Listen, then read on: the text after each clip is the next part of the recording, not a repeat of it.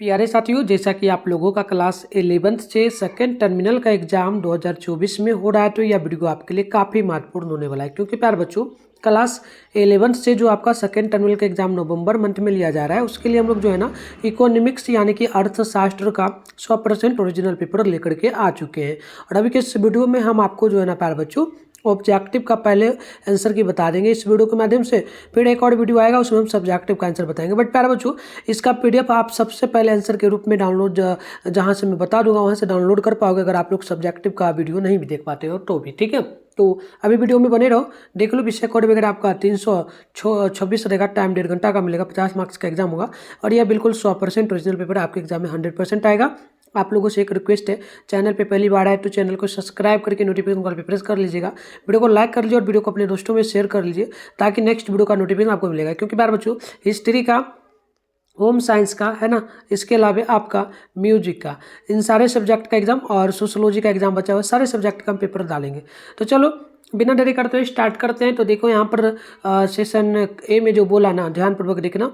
इसमें टोटल देखोगे प्यारे बच्चों, तो इसमें टोटल 30 क्वेश्चन है, 25 क्वेश्चन का जवाब देना है। पहला क्वेश्चन है, अर्थशास्त्र अर्थशास्त्र की कल्याण संबंधी परिभाषा किसने दी?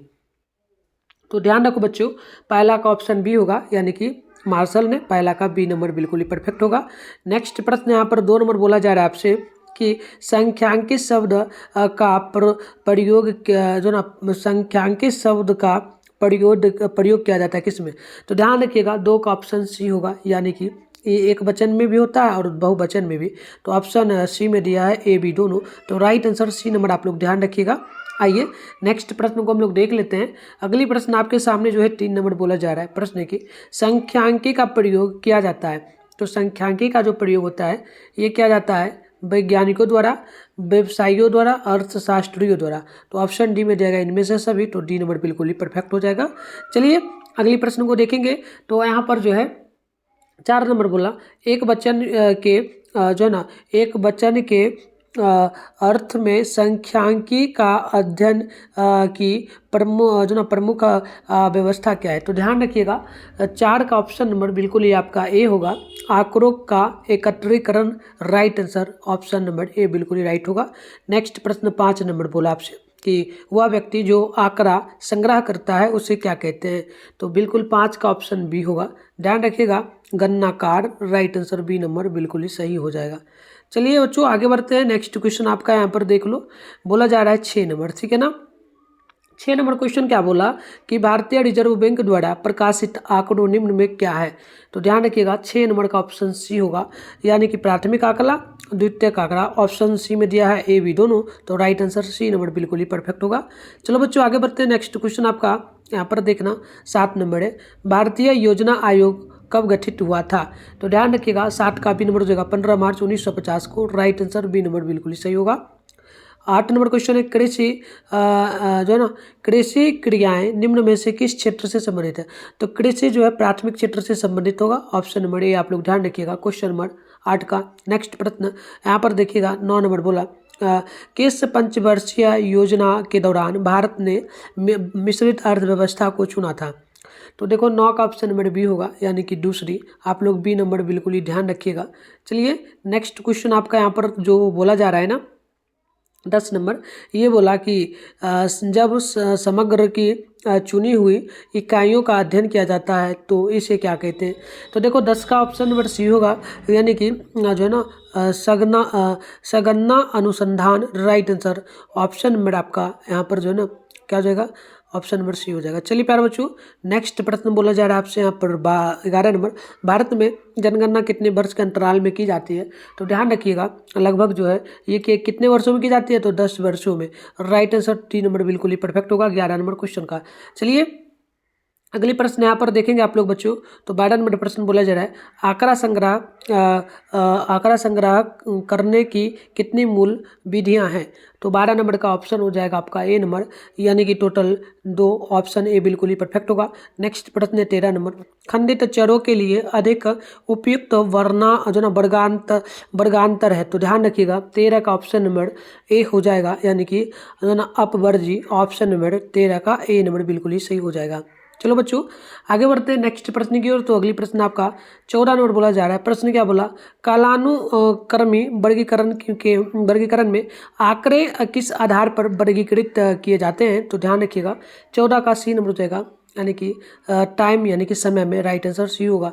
नेक्स्ट क्वेश्चन 15 नंबर है, किसी जो है ना किसी पाई चार्ट के केंद्र पर कोण का कुल मान होता है। तो 15 का ऑप्शन डी होगा। ध्यान रखिएगा 360 degree. Right answer D number बिल्कुल ही सही हो जाएगा। नेक्स्ट प्रश्न है 16 नंबर बोला गया, आंकड़ों का चित्रमय प्रदर्शन कहलाता क्या है। तो ध्यान रखिएगा 16 का ऑप्शन डी होगा, यानी कि इनमें से कोई नहीं। और डी नंबर जो है आपका बिल्कुल ही परफेक्ट होगा बच्चों। चलो आगे बढ़ते हैं। आप लोग ज़्यादा से ज़्यादा वीडियो को शेयर करो जितना हो सके अपने दोस्तों में, और लाइक वगैरह कर लेना। और आप भी चैनल को सब्सक्राइब कर लेना, क्योंकि नेक्स्ट वीडियो जो भी एग्जाम होने वाला है उसका हम लोग वीडियो डालेंगे तो आपको मन में नोटिफिकेशन मिलेगा, आप आराम से देख पाओगे। ठीक है, तो चलो 17 नंबर है कि भारत की पहली औद्योगिक नीति कब घोषित हुई। तो ध्यान रखिएगा 17 का right answer option number B होगा, यानी कि 1948 ईस्वी में। राइट आंसर बिल्कुल बी नंबर करेक्ट होगा। क्वेश्चन नंबर 18 है, किस वर्ष भारत में आर्थिक सुधार को प्रारंभ किया गया। तो देखो 18 का ऑप्शन सी होगा, 1991 ईस्वी में। राइट आंसर बिल्कुल ही सी नंबर करेक्ट होगा। चलो आगे बढ़ते हैं। अगली प्रश्न आपका 19 नंबर बोला जा रहा है। प्रश्न क्या बोला, राष्ट्रीय आय अर्थशास्त्र की शाखा में सम्मिलित है क्या।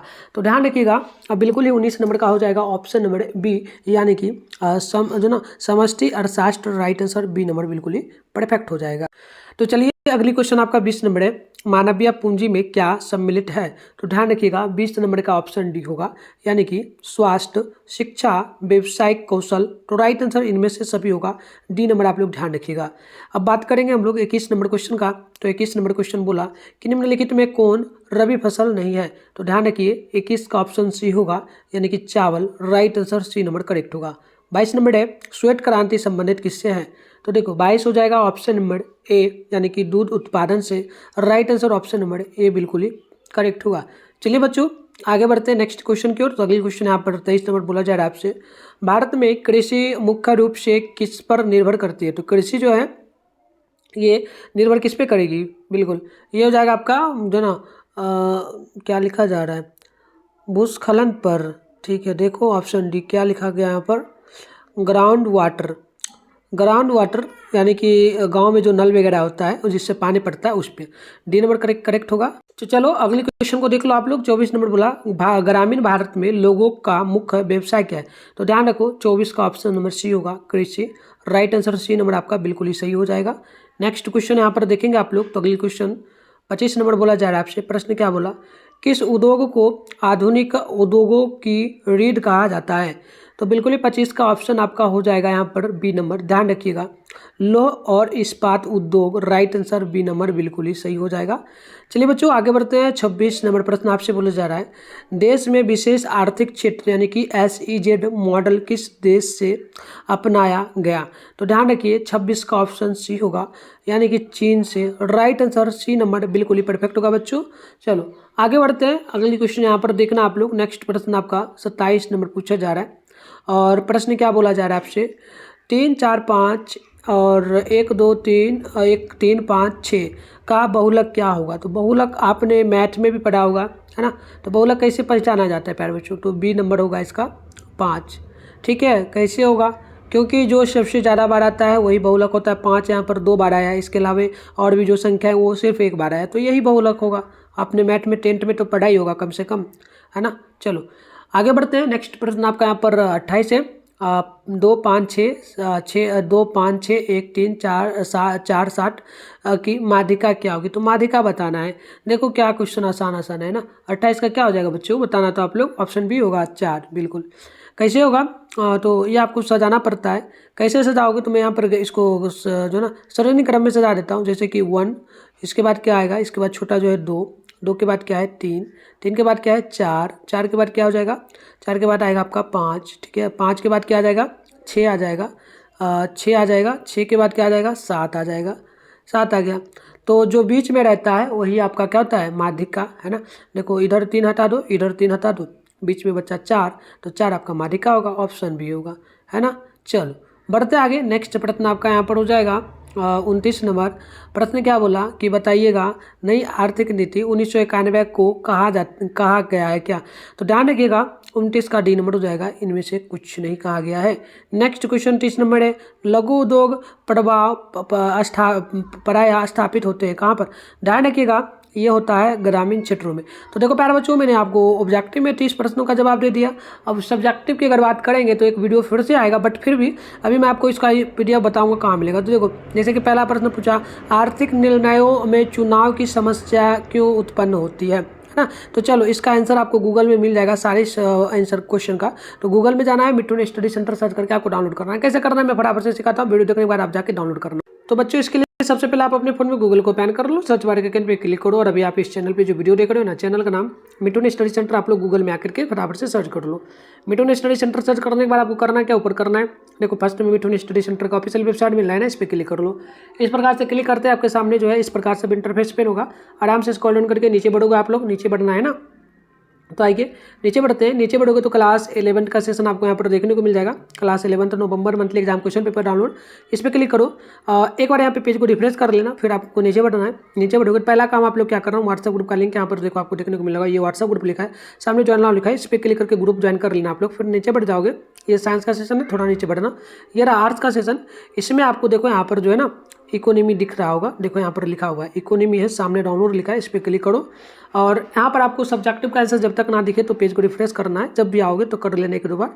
फिर नीचे बढ़ोगे तो ऑब्जेक्टिव की अगर बात करेंगे तो प्रॉपर देखो ऑप्शन पहला का मैंने भी बताया, दूसरा का सी, तीसरा का डी, चौथा का, तो ये सारे क्वेश्चन का सही से आंसर है। अपडेट में कर जाओ, आप इसको लिख लेना या और आगे देखो जो पहला क्वेश्चन मैंने दिखाया, पहला क्वेश्चन का उत्तर भी हम लोग यहाँ पर दे दिए, जैसे कि मैं पढ़ दे रहा हूँ।